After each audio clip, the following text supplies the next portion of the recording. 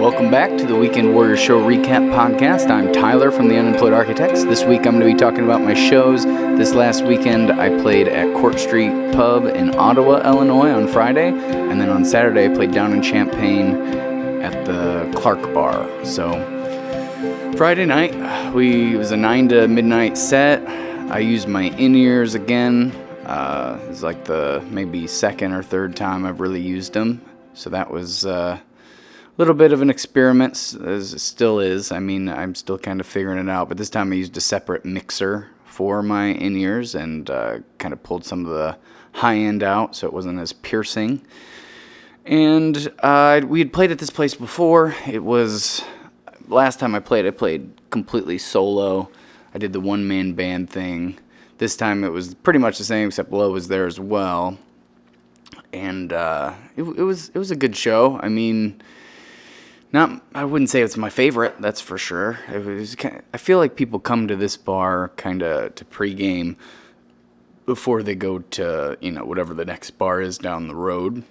But the staff and the people who book it are all really nice, and they pay pretty good. And it's kind of it's a billowy room, so it's kind of hard to do the sound there, I feel like, especially doing the in-ears. The in-ears is like a whole nother realm because I'm not really hearing exactly what everybody else is hearing. So it's a little bit weird on that front. I mean, in my headphones, a lot of the times I think it sounds really good, but then I don't know if I'm singing hard enough to be heard out front because, if you have the headphones and your vocals are turned up just a little bit too loud, you'll sing kind of softer, and then nobody will be able to hear you really. So, and then if they're, not loud enough, or your vocals aren't loud enough, you'll maybe sing too loud, or, the guitar will be turned down too low, and you can't really hear what you're supposed to be singing to as good. And you're doing this kind of all in real time. So since I'm, checking the mains and the monitors, and then checking the in-ears, and if I can't hear my vocals in the song very good, I gotta try to turn it up mid-song. So I mean, there is more control in a lot of ways, but if you don't have somebody out front making sure that it's sounding good at all times, kind of if I'm singing quieter, turn the vocals up, if I'm singing louder, turn the vocals down, and vice versa with the guitar, then it's kind of a strange, I'm sure it's a little bit different, out front, is like the experience of the listener. But I mean, this time there were definitely more people kind of engaged with us than the last time I played there, so that was nice. A couple people were, really into it for like the first half, and then a different couple from the second half, and kind of came up and paid us some compliments at the end, and I don't know. It was a good show. It was nice that I had my kick drum in the in-ears, but I don't ever mic my foot tambourines and my tap shoe, so I can never really hear that kind of fully. So I don't know. It's kind of a weird thing to be, I don't know how hard I'm hitting it necessarily because it's not in the headphones. But having the kick drum was definitely nice, a nice change, and kept me, I think, more on time. But I mean, it's not like I was playing with, a bunch of people or anything. So, I kind of set the tempo, so it's easy to stay with. And I think the foot tambourine probably sound fine. I'm just always a little worried that I'm like too loud with it or something. But the overall show was fine. I think we played an okay amount of originals, okay amount of covers, and we got some people dancing at different points throughout the night, and it was just a late show, and it's an hour and 20-minute drive, and after we got done at midnight, and then after by the time we tore everything down and got on the road, it was already like 1:15, and then after that, by the time we got home, it was like 2:30. Got some food, it was just a long day, and then Lo had to work the next day, and she just like. It was like the busiest day of the year, and she hasn't been sleeping very good, so I kind of just said you need to take the night off, essentially, just because it's not like a huge paying gig, and she hasn't been sleeping very well, and I just thought that it would be good for her to And I don't know. She wanted to do it anyway. It wasn't like I forced her to. So she really caught up on some sleep that day, which was really good. So the next night, well, really the next day, I started recording over at my buddy Jeff's in Peoria that's been working on a couple tracks for me. One that I did on the iPad that he mixed and mastered, and then the other that he's recording all the parts and mixing. And Kev came down, or I guess I should say over. Kev came over with us and laid down the bass track. And, he pretty much came over on the Thursday before to kind of get the form of the song a little bit, and kind of come up with his kind of how he wanted to do it, and I don't know. I wasn't really excited about it necessarily. I wouldn't say. I was just kind of this song that I'm doing over there. Just all around is it's kind of in my mind. I like the song a lot. I think it's a cool song, but when I play it live, I don't necessarily get a lot of reactions from it. So in my head, it's kind of a throwaway song a little bit, but and the bass line was like nothing too special necessarily. And then we got there and, we worked on it for a while and came up with some ideas. And then, by the end of it, like listening to it on the way home, it's like sounding like so good. Like maybe one of the best songs I've ever been a part of to record, It's crazy how much just adding a bass and like a real bass player, because I kind of laid down just a scratch track of the bass just to get an idea, and having Kev come in there and like he's a real bass player, so he really like vamped up the song. Like it's crazy how much of a difference that really makes, just having a real bass player that knows what they're doing. But like the energy of the song is like totally different.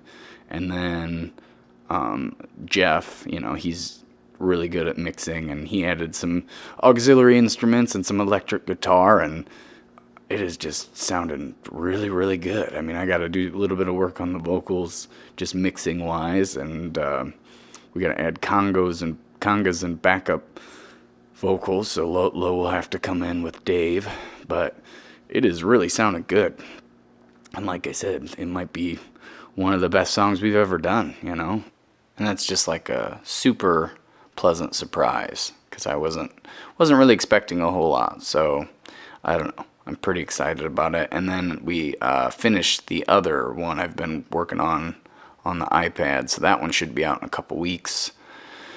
So got all the last touches, and I kind of released it like immediately, so that way I wouldn't have much more time to overthink it, because I've been sitting on it for a while. And there were a few edits that really did need to be done, but just little volume issues, really. So I released that last night, and I think I already have the video started for it. So if I, work hard on the video, hopefully that'll be done in time for the actual release of it. So anyway, pretty excited about it. Just having some stuff kind of coming up that'll be released, and some music videos and all that stuff I'm just kind of excited about. So anyway, on the way over to Champaign, of course, started pouring, so I got kind of caught in a storm, which was a little bit not ideal. But, I made it there like 45 minutes to set up. I did use the in-ears for this as well, even though I didn't really need to. Well, I thought I didn't need to, but I'll kind of get into that later. But just acoustic and vocals, what I was planning, but then I ended up and I brought the foot drum in and the foot tambourines, because one of the people that worked there mentioned, I thought this was going to be more of a full, like 2 or 3 piece. I'm like, no, I'm just going to do the one-man band. So I decided kind of last minute, because I didn't want, my pay to be affected by the amount of people there. So I wanted to give it like my all, kind of. And it started, there were a couple people that randomly just kind of had heard our name and wanted to see what we were like, so they came out and they kind of talked to me beforehand, and they were really digging it. It was just like a older couple. And then there were a couple people that were there just to kind of eat and hang out, and they seemed to be digging it pretty good. And then eventually later there was like a group of 4 or 5 people that ended up and came, and they had come just to see me, or just to see us, even though it was just me. and they had seen us down in Champaign or near Champaign pretty, like, a year ago or somewhere in between, and a year from back when I'd played before, or sometime in between there and when I played last night. So they all had specifically come to see us, which was super cool. And they were just digging everything I was doing. And I didn't have the foot drums and the in-ear for this. I didn't do a separate mix. I just kind of went straight on my vocal pedal and my extra acoustic out. I ended up just went straight into the headphone amplifier and didn't use a separate mixer.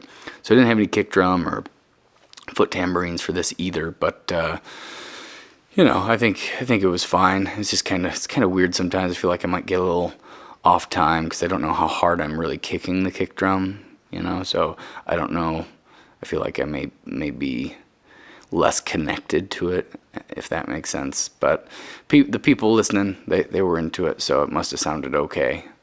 And then later there was a huge table, like 10, that ended up kind of hanging out all night, and that was definitely cool. But the reason I was glad I brought the in-ears, because I didn't really need them necessarily. I'm just trying to kind of get used to using them. But they came, and there was this big. They just opened their basement as like a new part of their bar, and it's like this crazy, like, I don't even know what to call it. Looked like Tron kind of down there with all the lights, the black lights, and different paint that they used to color it. Everything was like a different dimension. But they were playing really loud music, and I play right next to the staircase that goes right down to there, so you could definitely hear the music like the whole time I was playing. I mean, maybe not necessarily while I was in like mid-song, but like if I, in between songs, you could definitely hear it. And then if like I had like a breakdown inside the song, where it was just like maybe I strummed one chord and sang a line or something, you could hear it. So that would have really drove me nuts if I didn't bring the in-ears. Because with the in-ears, it's like I'm pretty much playing to myself, kind of. And I still haven't really figured out whether they're really helping my hearing or not, because my ears were pretty ringing. They were ringing pretty good after that show. So I don't know if I just haven't figured them out, or maybe the gear I'm using isn't nice enough to, really affect the kind of the purpose of me using them. But I don't know. It's fun to play with them. I like them. I just don't want to be too like I can only play with in-ears kind of. I think having somebody out front to kind of adjust like having a sound guy, I think it would be awesome to have them, because then, when I'm singing a little quieter, because it's loud in my in-ears, they would turn up the master, and you don't run into, feedback issues if you're using in-ears. So anyway, but yeah, so I mean, it was overall a good night, but the downstairs thing kind of did put a damper on the evening for me. It seems pretty inconsiderate to hire a musician to play and then play music like over the top of them. So I don't know. They kind of just need to figure out what they're doing with that down there. I think this was one of the first nights it was opened. So they probably just didn't think. I'm sure they'll get some complaints about it from musicians, or they'll need to set the musicians up somewhere else. I mean, if it was nice out, it would be fine, because it'd be like have a musician outside and then their beer garden, and then whatever goes on inside. And they also do like karaoke. So the show is from 6:30 to 9:30. They have karaoke in another room at 10, and it's a pretty legit setup. So they're just trying to get as many people in there. So I understand that for sure, but you can't have loud music playing while there's a musician trying to perform. I just feel like that's pretty, I don't know, just it'll throw them off, and you can't be as in it as you'd want to be. Of course, like I said, I brought the in-ear, so it really worked out fine. And I don't think while I was playing a bulk of the music, you could really hear the other music necessarily. But, just something that they probably will have to consider at some point. So I don't know if they'll either set the musicians up somewhere else, or they'll, stop the live music inside maybe. I don't really know, but I'll be back there in a month and kind of feel them out again, see what the new scoop is. But I did go down there, and it did look very cool. I will say that, in the basement. But I just don't know if they just need to have like a door that kind of separates it a little bit better, or move the musician around. So anyway, so that's pretty much it for the weekend. Just had the couple shows, and did recordings, and got a song that's, for all intents and purposes, released. I just has to be delivered to all the partners and the streaming services and all that stuff. So that'll be a couple weeks, but it'll be out very soon. So I'm excited to just have something new to show people. And I think the video I'm making for it's pretty cool. But I mean, it's nothing too fancy, because I don't know what I'm doing, but just kind of winging it. That's kind of how I always make music videos, just something to look at while the music's playing. And this kind of emphasizes the lyrics a lot, which I think is what the song's kind of all about anyway. But anyway, so that's this last weekend. This weekend coming up, I have 2 shows, but they're both on Saturday. So I was supposed to have a show this last Sunday down in Champaign and at Alto Vineyards, but they ended up in like triple booked it. So ended up just rescheduling with them, and I'll be back there in November. So that was fine with me. I had kind of a long week, so this week, so I was supposed to have 3 if you count that Sunday show, but now I have Friday off, which is like the first Friday I've had off in a real long time. So I'm looking forward to that. And then Saturday I play up at Kankakee at their farmers market. So that's always get up real early, drive, play real tired, be done by noon, and then I'm playing over in Danvers during the evening time. So they're both only 2-hour shows, so it's only a 4-hour altogether kind of thing, and it's split up. But it'll be a lot of driving, a lot of hurrying up, setting up, tearing down, and I think Dave's probably going to come to the Saturday show, and then Lowe's probably going to come to the night show. So that'll be what I'm talking about next week, and hopefully I'll have more headway on some of the music we've been working on. So that'll be what I'm talking about. I appreciate anybody who takes the time to listen, and I will talk to you next time.